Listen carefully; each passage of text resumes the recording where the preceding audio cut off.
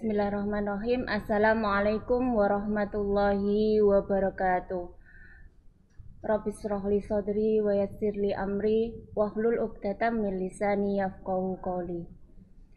Selamat pagi anak-anak. Gimana kabarnya untuk hari ini? Semoga kita masih diberikan nikmat sehat sehingga pada pagi hari ini kita bisa melaksanakan pembelajaran daring dalam keadaan sehat dan lancar. Amin. Allahumma amin. Sebelum melakukan pembelajaran pada pagi hari ini, marilah kita berdoa dulu sebelum belajar. A'udzubillahi minasyaitonirrajim. Bismillahirrahmanirrahim. Rabbi zidni ilma warzuqni fahma. Ya Allah, tambahkanlah kepadaku ilmu dan berilah aku karunia untuk dapat memahaminya. Amin. Allahumma amin. Pada kesempatan kali ini saya akan membawakan kompetensi dasar. Yang pertama adalah menerapkan prinsip ekonomi dan muamalah sesuai dengan ketentuan syariat Islam. Yang kedua, bekerja sama dalam menegakkan prinsip-prinsip dan praktek ekonomi sesuai syariat Islam. Yang ketiga, menganalisis prinsip-prinsip ekonomi dalam Islam, dan yang keempat adalah menentukan kegiatan usaha, prinsip-prinsip dan praktek ekonomi dalam Islam. Pada bab 10 kali ini kita akan membahas tentang prinsip-prinsip dan praktek ekonomi dalam Islam. Ini terdiri dari beberapa poin. Yang pertama adalah definisi muamalah, yang kedua adalah macam-macam muamalah, yang ketiga syirkah, yang keempat perbankan syariah, dan yang kelima asuransi syariah. Untuk definisi muamalah kemarin sudah dijelaskan oleh Bu Ferry. Saya sekarang akan membawakan tentang macam-macam muamalah. Macam-macam muamalah itu ada beberapa bagian, banyak sekali. Kemarin sudah dijelaskan Bu Ferry macam-macam muamalah, yakni yang jual beli. Untuk yang kedua ini saya akan membahas tentang kirot. Anak-anakku SMK Taruna Jaya Prawira Tuban, kirot adalah salah satu macam muamalah.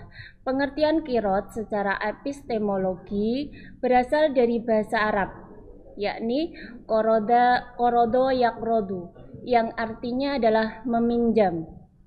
Korodo yakrodu berarti adalah pinjaman. Sedangkan secara terminologi atau istilah, kirot adalah akad antara dua pihak yang saling menanggung.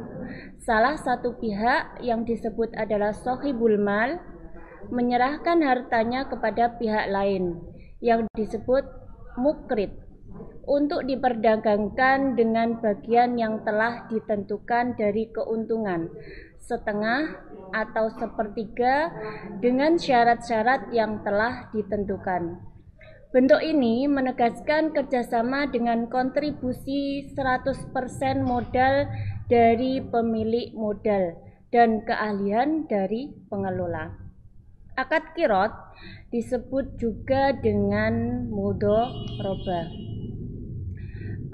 Untuk dasar hukum kirot termaktub di dalam Quran surat Al-Baqarah ayat 245 yang berbunyi A'udzubillahi minasyaitonirrajim. Bismillahirrahmanirrahim.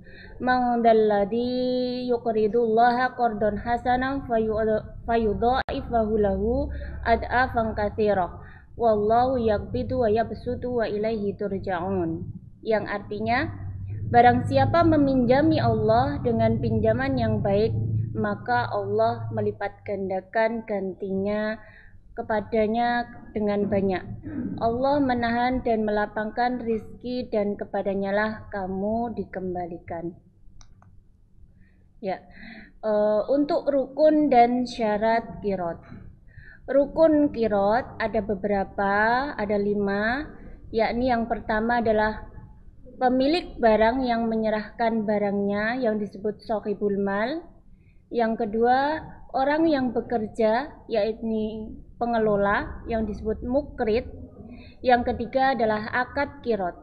Yang keempat mal, yakni harta pokok atau modal. Dan yang kelima adalah keuntungan. Sedangkan syarat kirot juga ada 5. Yang pertama adalah modal atau barang yang diserahkan berbentuk tunai. Apabila barang berbentuk emas atau perak batangan, emas perhiasan, atau barang lain, maka akad kirot tersebut batal. Jadi modal yang diserahkan harus berbentuk uang tunai. Yang kedua adalah orang yang melakukan akad disyaratkan mampu melakukan tasyarruf, maka tidak sah akad anak-anak yang belum dewasa atau orang gila dan orang yang berada di bawah pengampuan. Syarat kirot yang ketiga, yakni modal harus diketahui dengan jelas agar dapat dibedakan antara modal dan keuntungan yang diperoleh. Yang keempat, pembagian keuntungan harus jelas prosentasenya, baik itu 1/3, 1/4, 1/5, dan lain sebagainya. Dan yang kelima adalah melafadzkan ijab dan qabul. Untuk macam-macam muamalah yang kedua, yakni musaqah. Musaqah adalah bentuk kerjasama dalam bidang pertanian atau perkebunan, yaitu kerjasama antara pemilik kebun dengan perjanjian bagi hasil. Jumlahnya ditentukan sesuai kesepakatan pada waktu berlangsungnya akad.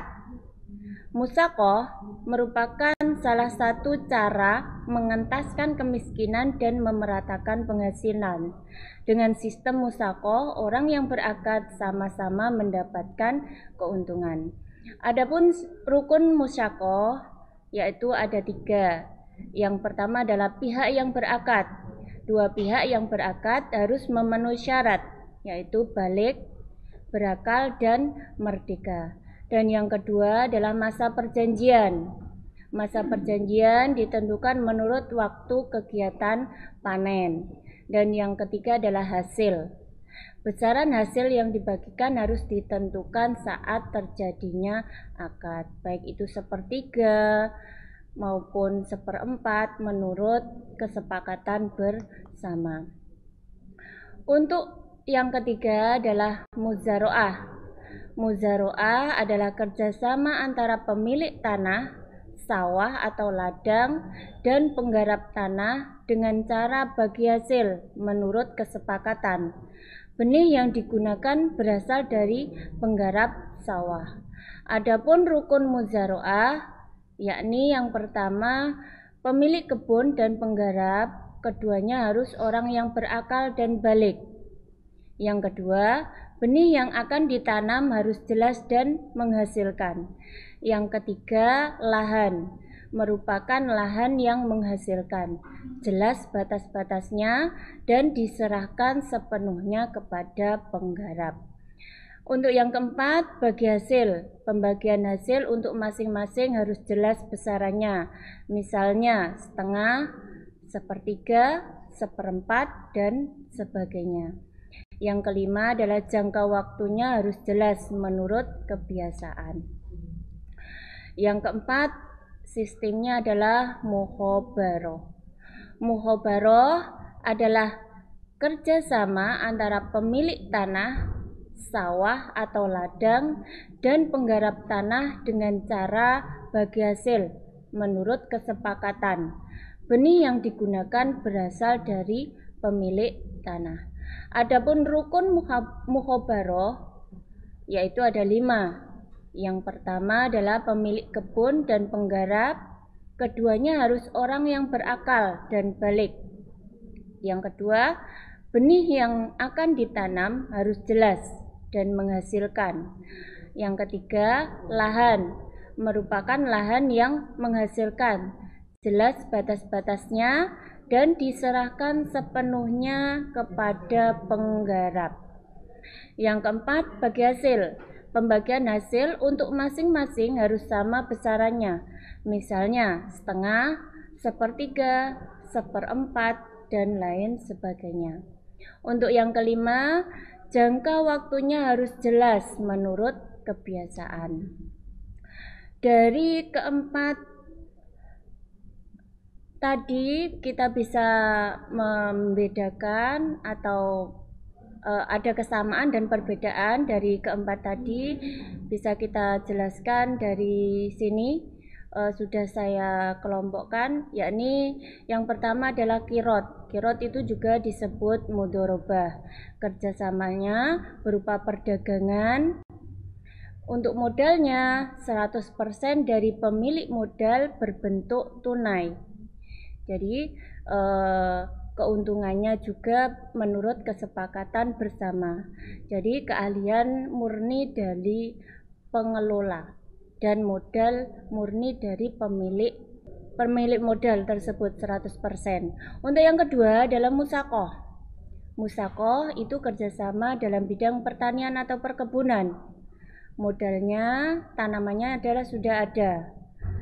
Keuntungannya dibagi menjadi dua menurut perjanjian bersama sewaktu akad, baik itu sepertiga, setengah, seperempat, dan lain sebagainya menurut kesepakatan bersama. Untuk tenaga kerjanya yang memeliharanya nanti dapat memelihara atau memetik buahnya, buah, kayu, daun, dan lain sebagainya untuk dijadikan atau dibagi bersama menurut kesepakatan bersama. Untuk yang ketiga, muzaroah. Muzaroah ini kerjasamanya berbentuk pertanian atau perkebunan, sama dengan musakoh dan mukhobaroh. Untuk benihnya berasal dari penggarap tanah dan keuntungannya menurut kesepakatan bersama, baik itu sepertiga, setengah, maupun seperempat menurut kesepakatan bersama. Dan yang keempat adalah mukhobaroh. Mukhobaroh itu juga kerjasama dalam bentuk pertanian atau perkebunan. Modalnya benihnya dari pemilik tanah. Bedanya dengan muzaroah, benihnya dari penggarap tanah. Kalau mukhobaroh, benihnya dari pemilik tanah. Untuk keuntungannya sama menurut kesepakatan bersama. Demikian saja anak-anak yang dapat saya sampaikan. Semoga bermanfaat. Jangan lupa di-download materinya di Taruna Sinau. Tetap semangat walaupun masih dalam keadaan pandemi dan belajar di rumah. Sekian saja, wabillahi taufik wal hidayah, waridho wal inayah. Wassalamualaikum warahmatullahi wabarakatuh.